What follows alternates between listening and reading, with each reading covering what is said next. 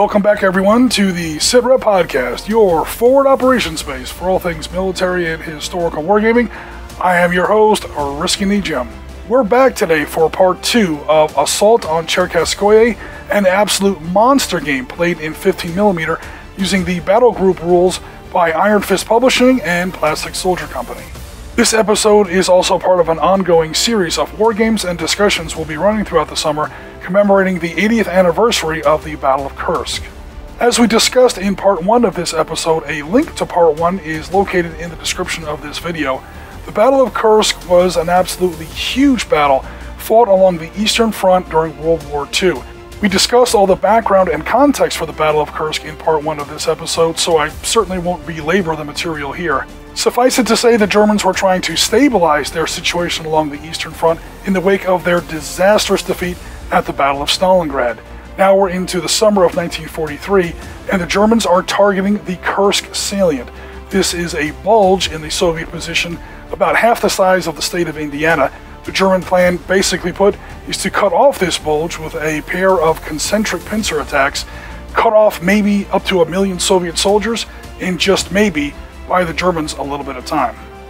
The Soviets, though, had months of very clear and confirmed warnings about this attack, and used that time to reinforce the Kursk salient with hundreds of thousands of troops, thousands of miles of entrenchments, and millions of mines. Now, clearly, the smart thing for the Germans to do here would be to just call off this whole attack, but instead they doubled down, bringing in more divisions, brand new tanks, new equipment types, new aircraft types, to launch what they hoped would be the ultimate blitzkrieg. In all, the Battle of Kursk would embody the old physicist's riddle of what happens when the unstoppable force hits the immovable object. But of course, this wouldn't be a blitzkrieg at all. Blitzkrieg is all about striking into voids, attacking by surprise, exploiting your superior mobility to bypass enemy defenses. Germans aren't bypassing anything here. In fact, they're charging headlong into the teeth of the very toughest Soviet defenses. Now, our game today centers on the opening day of the big German push mounted by Field Marshal Erich von Manstein's Army Group South. Specifically, one of the big spearheads mounted by 4th Panzer Army, this is going to be 48th Panzer Corps, specifically Panzergrenadier Division Grossdeutschland, mounting a big opening assault on the Soviet village of Cherkasskoye. Cherkasskoye was held by reinforced elements of the 67th Guards Rifle Division, 22nd Guards Rifle Corps, 6th Guards Army of Army General Nikolai Vatutin's Voronezh Front. Now, our game for today is absolutely titanic. There's about 2,700 points per side on the table. So clearly, we have taken the Battlegroup system and boiled it down, shaved it down to a big extent.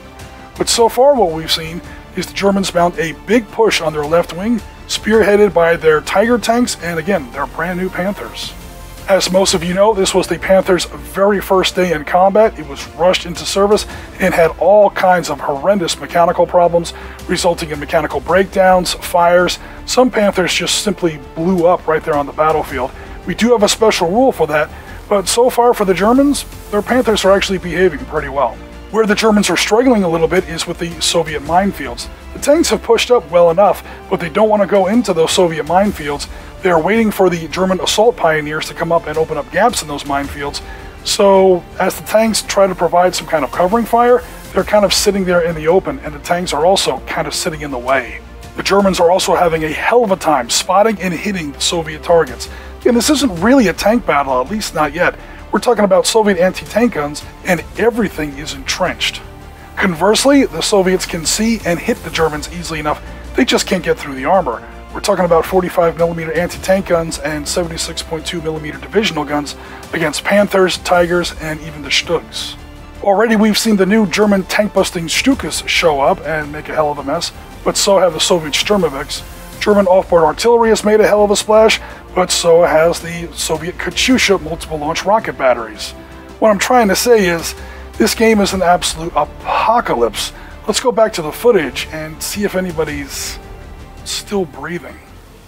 Alright, we've gone through all the vehicles, all the unit types, all the parent organizations, all of that in part 1 of this episode. The game is already in progress, obviously. Let's jump right in. So the Germans are making a big push here along their left. You see where they've taken out another one of these Su-76 assault guns. And then the bow machine guns on those Panthers are suppressing Soviet anti-tank guns and killing some of this infantry. Clearly they're trying to provide some cover for those pioneers to come forward and open gaps in the Soviet minefields. Over here on the eastern end of the table, we see where John's moving forward with some of his Mark III Panzers and Stoke 3 assault guns. They are trying to suppress some of these Soviet artillery positions. So he's killed 2 crew members of that 76.2mm divisional gun. He's taken some more fire on that 45mm anti-tank gun and completely whiffed. So again, the Germans are under a number of disadvantages here. They're moving, so their rate of fire is about half. They take a penalty to hit because they're moving, and they have to take a penalty against the Soviets because they're in field fortifications. And even when the Soviets do take a hit, they get much, much better saves against high explosive weapons because again, they're in those field fortifications. The Soviets are returning fire with some Su-76 assault guns. Notice that some of those are Su-76I variants that are actually based on captured German Panzergrenadier Division 3 chassis, but they're shooting off of the southwest corner of Cherkasskoye Hill and aiming for those Panthers. Here's an interesting result. Those 2 Soviet assault guns have landed 2 hits on the side of that Panther. Couldn't get through the armor, even the flank armor, but did trigger 2 morale checks, one of which was a beyond the call of duty. So the Panther crew gets pissed off and gets a free turn. They decide to take 2 free shots at this Soviet divisional gun. They kill one of the crew, trigger another morale check, and they get a beyond the call of duty check. And they immediately turn around and shoot right back at that same Panther. So we're seeing the desperation and fury of the Battle of Kursk. Long story short, take your first shot. Soviet rifle guards versus Grossdeutschland Panzergrenadiers. These boys ain't got no quit. Some more Soviet anti-tank and divisional gunfire comes out of these slit trenches and gun pits and knocks out another one of John's Panzergrenadier Mark IIIs. Then the Germans catch a bit of a break. When John draws the required battle rating counter per the Battlegroup rules, he gets an ammo low counter. So this battle rating counter does not count against your battle group's breakpoint. Instead, you get to play it against an enemy unit. What's going to happen here is that divisional gun is going to get one more turn of fire, then he's out of ammo for the rest of the game. Between mechanical breakdowns, morale failures, and incessant Soviet anti-tank fire, looks like 3 of those Panthers are now burning. Those are expensive units, man, 85 points apiece. Ouch. I'm afraid there's some more bad news for the Germans because pretty soon Mark is going to start bringing in powerful elements of the 245th Independent Tank Regiment. You'll notice that these are all M3 Lees and M3 Stuarts, American-made Lend-Lease tanks.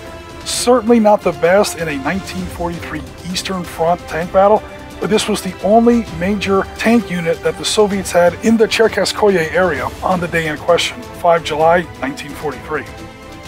Man, the Germans are just marching a hard road here in turn 2, because now Mark has brought in his Sturmovik ground attack aircraft with twin 37mm autocannons. He gets 10 shots in his strafe. He put 4 of them on that first Mark IV and saved 6 for Mr. Tiger Commander here. None of them penetrated, but the Tiger was actually already pinned previously by some anti-tank fire coming off of that high ground you see in the background. So out of those 4 hits that hit the Tiger, again, none of them penetrated, but it did force 4 more morale checks, and one of them came up as a 1. Now, a 1 means the tank is pinned unless it's already pinned, and again, it was pinned by anti-tank fire. So now the tank is abandoned. Goodbye, Mr. Tiger. Over here in the east, we see the Germans facing a similar problem they face in the west, and that is their pioneers that can open up gaps in these Soviet minefields are behind the tanks. It sounds like it makes sense at first, but by turn 2 or 3 of this kind of game, you're going to run into this, tanks running into minefields and detonating. I think John was gambling that inverted mine counter was a dummy. It wasn't. We flipped it over, we saw that it was a real mine counter, and of course resolved the mine attack, which was the end of that Mark III battle tank there. And to make matters even worse, again, Mark is now bringing in the lead tanks of the 245th Independent Tank Regiment. These are the Grave for 7 Brothers, as the Soviets used to call the M3 Lee. Was not their favorite tank. Nevertheless, the Soviets would use any tank they could get their hands on, and here they come. Now, the arrival of these new tanks may turn out to be a bit of a poison chalice for the Soviets, because for once, the Germans are going to have targets that they can easily see, easily engage, and we're talking about Tigers and Panthers versus Lees and Stuarts. You do the math. We're going to wind up with the Soviets taking some big losses, drawing some big battle rating counters, and maybe losing the game. To counter the arrival of the Lees, the German forward air controller brings in the Ju-87G or Gustav tank-busting Stuka, the twin 37mm gun pods.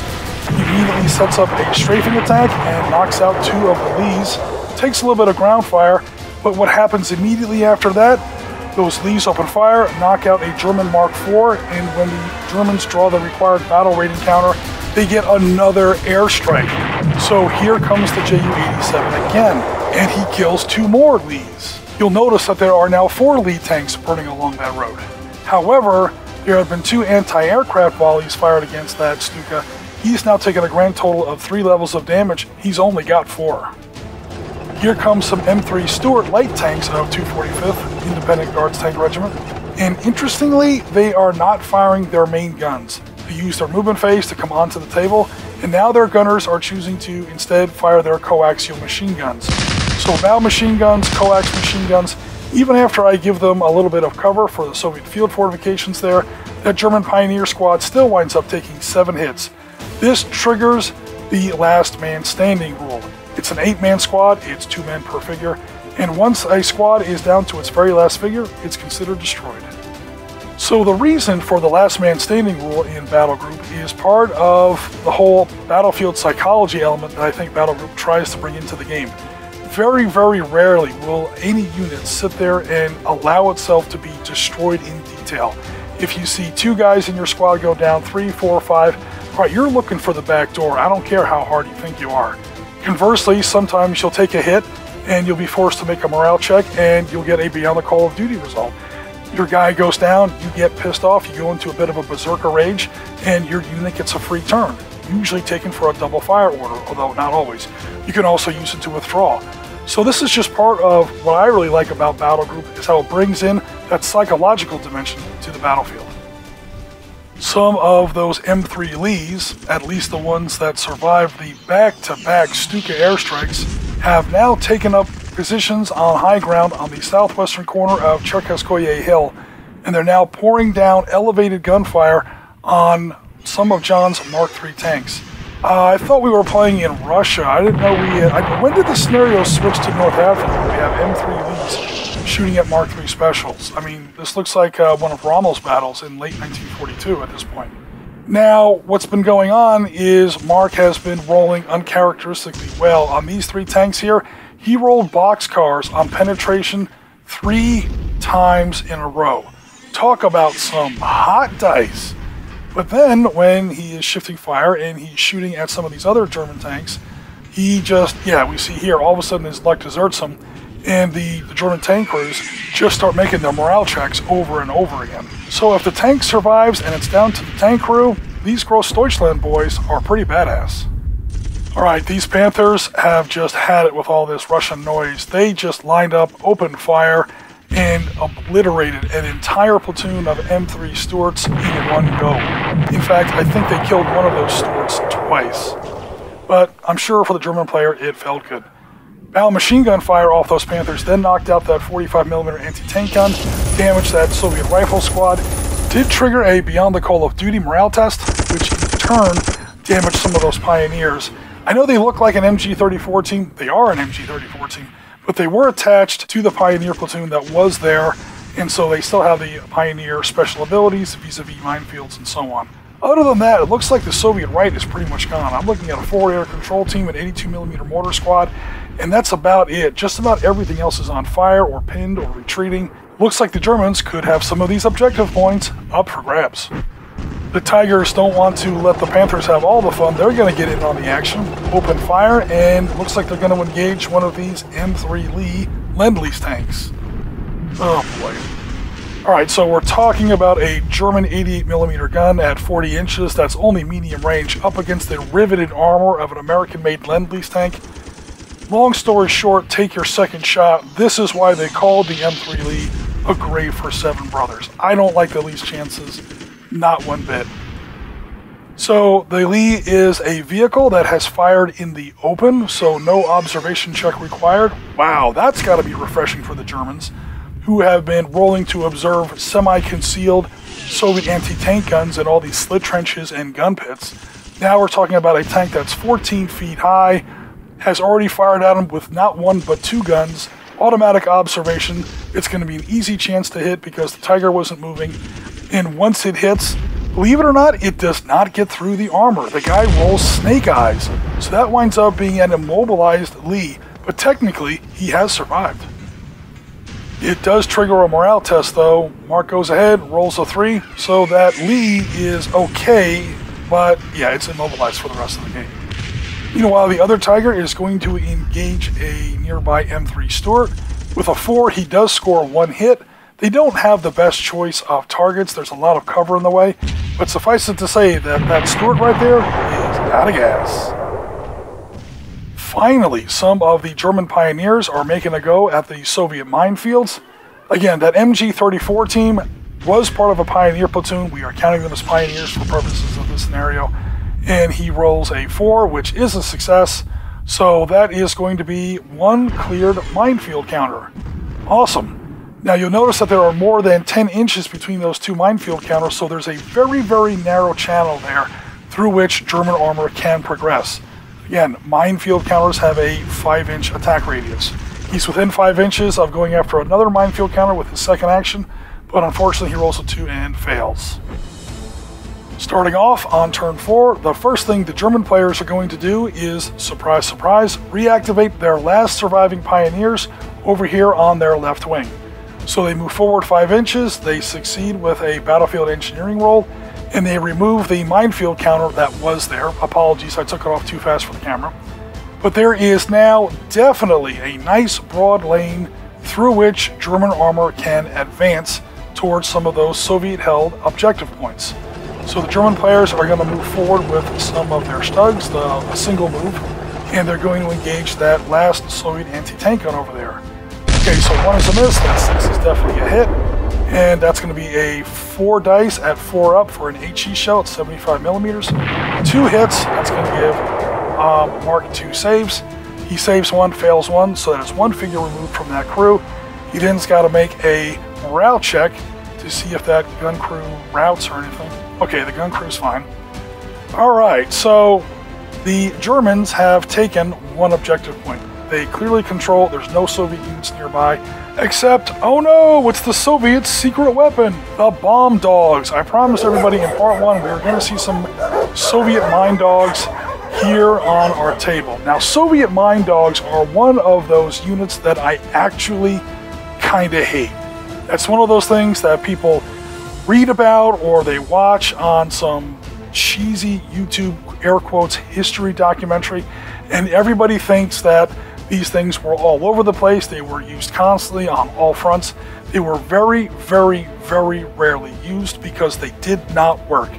As you can see here on this chart, they blow up Soviet tanks just as easily as German tanks.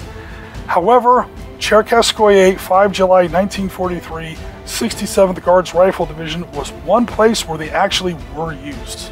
So one bomb dog has actually not attacked a German tank. He's attacked the nearest Soviet tank and scored a hit and flamed a Soviet tank. That's what you get for strapping bombs to helpless dogs. So 2 bomb dogs, one actually detonated a Soviet tank, the other one ran off into the woods, hopefully lives a long, happy life. I doubt it.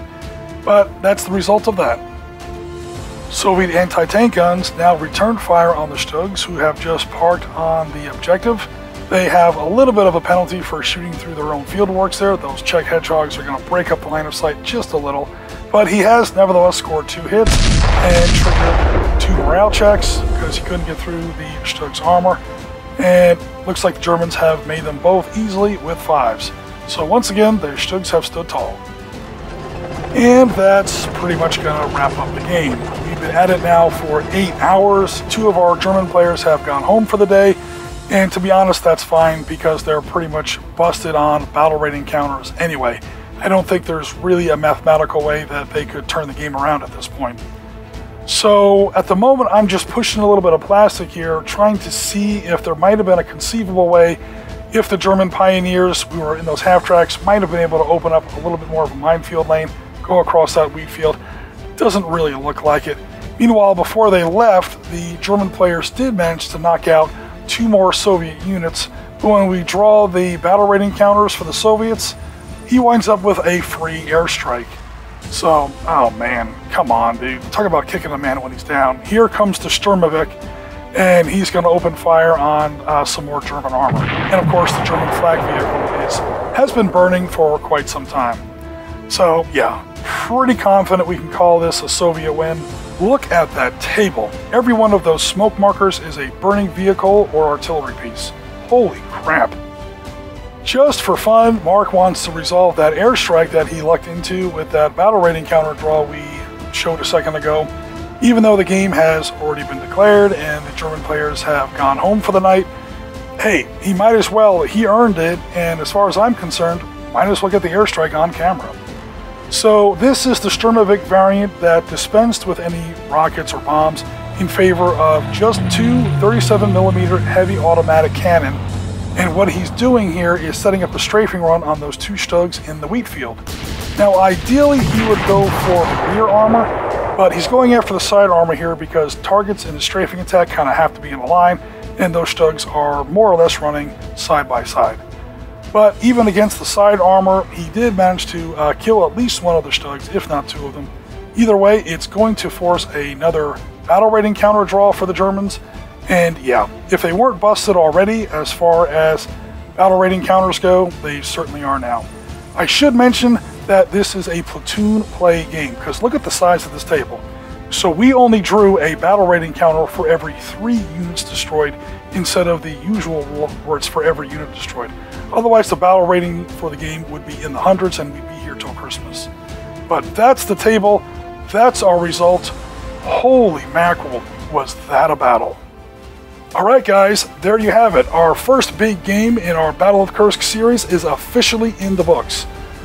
Wow, man, this game was way too big for Battlegroup, I'll admit. Of course, we monkeyed around with the Battlegroup system to make it run even passably well, but it took about 3 weeks to put together, 8 hours to play. We really only got to about turn 5, but it was a lot of fun, and thanks for everyone who had the patience to stick it out, and I think we had a pretty good result. I'm not going to lie, I wish the Germans had done a little bit better in some parts of the game, especially over there on their left wing. It wasn't really anybody's fault. This was the first time with Battlegroup for some of the players, and honestly, this scenario was just way too big to tackle with the Battlegroup system. We also had some changing players partway through the game, where some new players showed up, took over parts of the battlefield where they did not do the initial deployment, so they didn't know the plan. So some parts of the German attack were a little disjointed. It would have been nice to see some more artillery, not so much go after the tanks, but go after Soviet infantry defenses, sort of provide some cover, maybe even some smoke screens for the pioneers, open up the gaps in those minefields, and get those panzers moving forward a little bit faster. In full fairness and honesty though, some of this was my fault. Again, I was trying to slim down and simplify the Battlegroup system to make it playable on this scale. I may have slimmed down the artillery system a little too much, where it got a little too abstracted and didn't really make a lot of sense. Olaf, was ist los? Woher kommt die Schießerei? Mein Führer, darf ich Ihnen zum Geburtstag gratulieren? Mein Führer, das Zentrum von Berlin steht unter Artilleriebeschuss.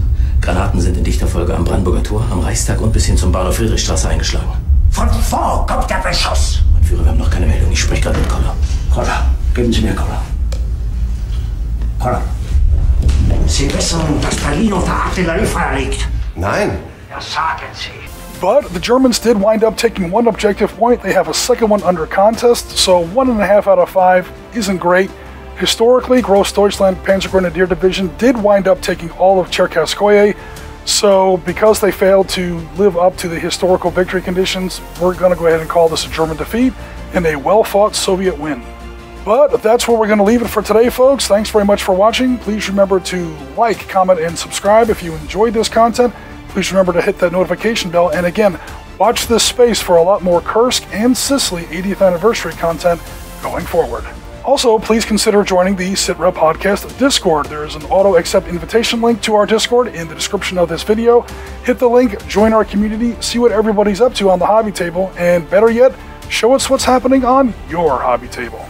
But for now, this is Cherkasskoye Jim with the Sitrep Podcast. We are rounds complete for another episode, and as always, Tango Mike for watching.